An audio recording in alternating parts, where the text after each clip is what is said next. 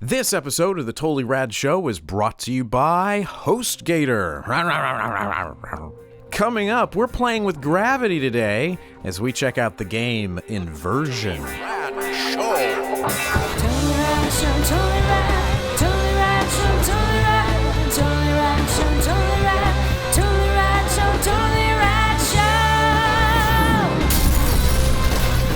Hello everybody and welcome to the Totally Rad Show. We've got a great week for you today. We're getting our hands at the new Namco game, That's right. Inversion. Right, and tomorrow we're doing something we like to do every now and again, having a mobile game roundup, seeing what's gotten onto our mobile devices and having funs. And on Wednesday, we're checking out the movie Seeking a Friend for the End of the World. Correct. The end of the week is going to be chock-a-block of movies.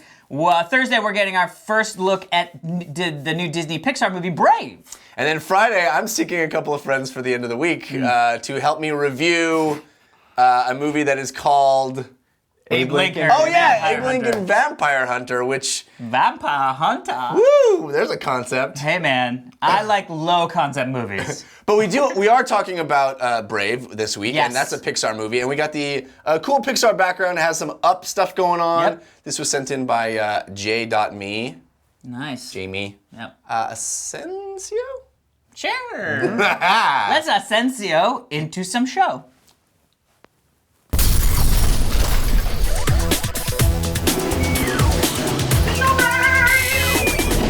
Today we're talking about the video game Inversion from Namco Bandai Games. It's a game that we previewed actually over a year ago. And it has finally come out. It is a third-person action game, cover-based third-person action game. The twist here being that... An actual twist. yeah, the whole world gets twisted. You are a couple of regular dude bros just talking about, Just a couple cops. Average Vanguard cops. City Just talking about banging each other's wives on your way to whatever, and then all of a sudden, whoa, alien invasion. It looks like a couple of video game characters arrived in the world, straight out of Rage or any number of Big hulking guys. Unreal Engine games. Yeah.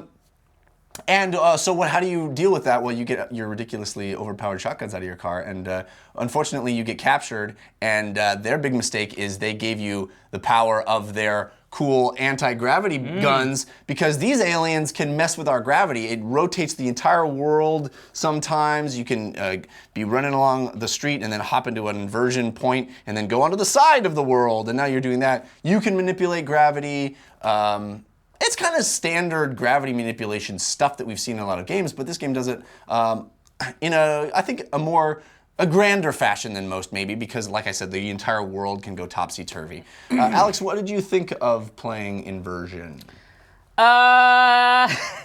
It was okay. It was sort of like a solid B-. You know what I mean? Maybe C+. Yeah. You know, I had sort of not all so the... solid. It's not so solid. Average is... B is good. B is good. Right. B is good. C is average. Yeah. C plus B minus in this thing for me. I don't see that. just- funny, like, and that's what they technically you're an were in school. overachiever. But C is Average. negative if you got it. Yeah. To people who Definitely. want to overachieve or to achieve better than average, yes. C is literally the average of the class. Right, no, the mean. Yeah. Which is why people hated people who did got the 100%, screwed Right. up the bell curve back when they were like, okay, well if everybody's crappy, why are we talking All about our school? children are above average. Why are we talking about? Yeah, exactly. Yeah. Anyway. Inversion, sorry. My bad. Inversion, yes. So this is a sort of average game. Yeah. You know, So I had a really hard time with the cutscenes. There were so many sort of cutscenes that in a lot of games, and I figured out what it was because I was like, why am I being so bugged? Why does this bug me so much? There's a lot of games where you shoot a little and then you get a little scene to make, stitch through to the next little thing. And it's because they constantly put up the pause, press start to pause and back to skip. Which you'd think would be a helpful, nice thing of them. Yeah, to but do. as soon as you see that, I'm like, oh, right, this is a cutscene. It just really was like, cutscene, this is a cutscene, this is a cutscene. I was like, I shot a guy, this is a cutscene. And I was like, why am I getting a cutscene now? Whereas in another game, maybe like Uncharted or something, where you have sort of a little action bit, and then a little bit of story, and then more action, it's not as distracting for me. I found this really distracting. Like, I don't want to. This is too much. The animations were really bad in the cutscenes. I was sort of like, wow, boy, I didn't realize how. And maybe it's because we, coming off of E3, I feel like we saw so much stuff that's like, boy, this generation is getting a little long in the tooth. Where I was like, wow, this looks really not pretty. It slowed down a lot when there was a lot of people on screen. I was like, I don't even know. The other thing is I felt like the implementation of the idea is great. I think the idea is awesome. Being able to, like, having these inversion points, rotating the world, and, you know what I mean? Being able to, increase gravity, decrease gravity, blah, blah, blah, you know what I mean? All that's great. I think the implementation was really kludgy. Switching between increased gravity or decreased gravity. Okay, I'm switching to decreased gravity. I need to create an inversion point, then I can pull an item, then I can throw an item. Yeah. All while trying to not be murder raped. I mean, it's like, this is not how I should be doing this. Whereas you think of a game like Force Unleashed, which I kept thinking of a lot, because you can just kind of be like, I'm doing this, that's up, and I throw it. One button, button to pick it up, let go, and it throw. Right. You know what I mean? Super buttery smooth. And then it's One thing I did like is that once you create an inversion point, it's just there always. It's not, there's no time limit for where that. But there's only there's a limit of the number of objects that are in that bubble. Yeah. So you throw those and miss, and now you're like, okay, where are the items on the ground that I can then make an inversion point around, that I can then pick up, that I can then throw? Right. It's not as exciting as I can create. It's not as exciting as the idea. Yeah. So that was sort of the whole thing with this game, is I was like, it's just sort of not as good as I wanted it to be, but it wasn't horrible, you know what I mean? Like, I enjoyed it. It was fun. I was doing cool stuff, and when I did it right, it was like, woo, that happened. You know what I mean? So it's sort of like just kind of okay, and I feel like I'm sort of done playing like okay games. A C plus B minus. A C plus B minus. You know what I mean? A solid C plus B minus. Dan, I know one of the things you like most in games is when a mechanic starts and then they keep adding to it, which this game certainly does. You start without any powers, then you get raised gravity, then later you get increased gravity, and it kind of keeps building. Was that enough to keep you hooked to this game or no? Well, I was really excited for Inversion. This is like remember Fracture? Yeah. All this is very similar. One of those games that just captures my imagination, and I'm always Like asking, Time when's that Splitters or game whatever? coming out? Yeah. You know? Yeah. Mirror's Edge was that, like, when is that freaking game that we saw? And we're gonna soon get a lot of zero-G movies, and Computer G. And Inversion was like the first time we had seen there was a live-action trailer for it. It really captured my imagination, as I just said. And the game really the game is filled with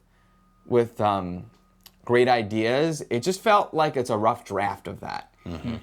Even like, really across the board, beside the things that Alex said, the mechanic is awesome. It's really fun combat mechanic with raising and lowering gravity, raising people out of cover and shooting them,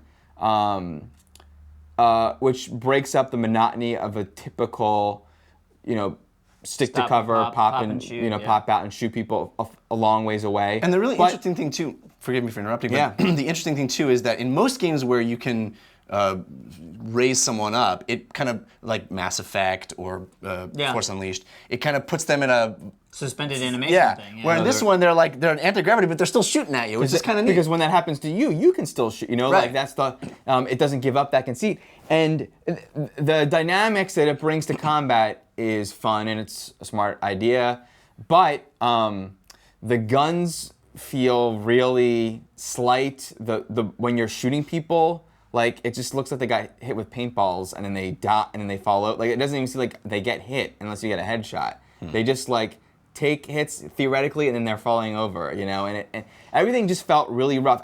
I commend the story. The story isn't good, that great, but the storytelling in moments is like they really try and make a moment out of everything you do, which is what I appreciate, which differentiates it from a lot of the stop and pop first person shooters. I love when every corridor I go down, it's rumbling, it's falling apart. There's guys coming at there's really trying to tell the story in that Half-Life way of through gameplay, Unfortunately, that is then broken up with cutscenes every 5 seconds. I don't think the titles is what disrupted it for you. This game has a cutscene after every tiny little moment, whereas usually you have a huge chunk where you do the cool stuff and then you see a little cutscene. Yeah. This was, I mean, they still have you playing during some cool stuff, which is what I commended for, but, and the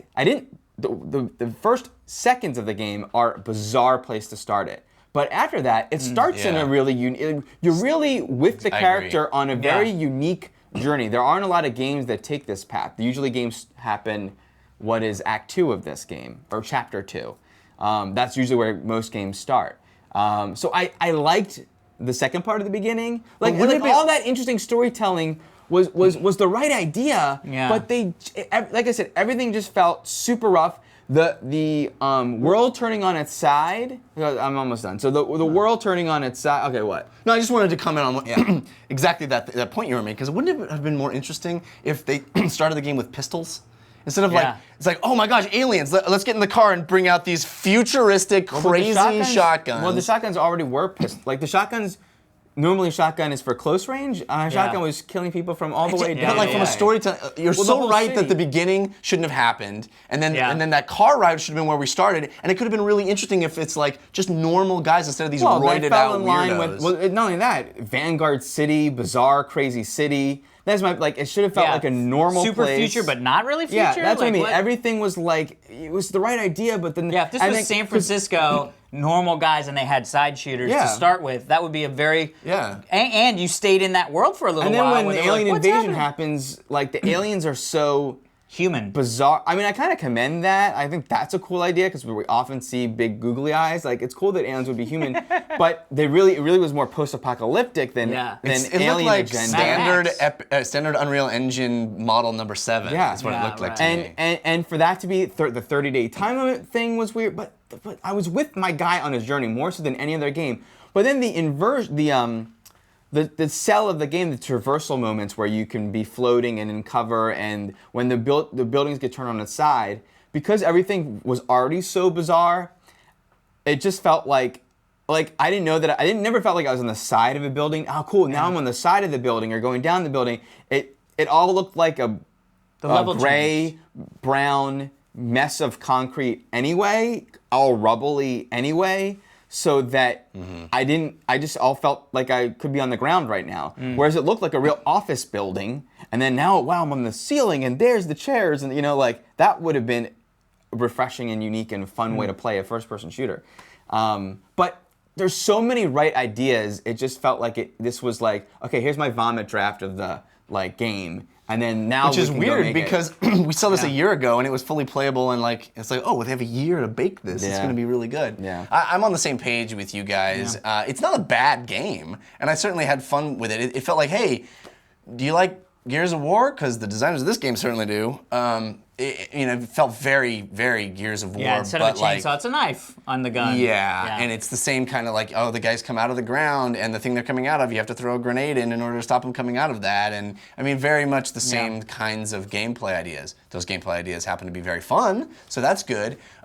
Clearly, I think the most interesting part of this game is when you have those inversion points where you can flip to the side of the world and the whole thing changes. And when there are bad guys walking on that plane and you're walking on this plane, and you can throw a grenade up there, or they'll leap and then go to this plane, and that's all really cool. I just never was enough cool, and it comes really late. That kind of gameplay comes like chapter 6 or something.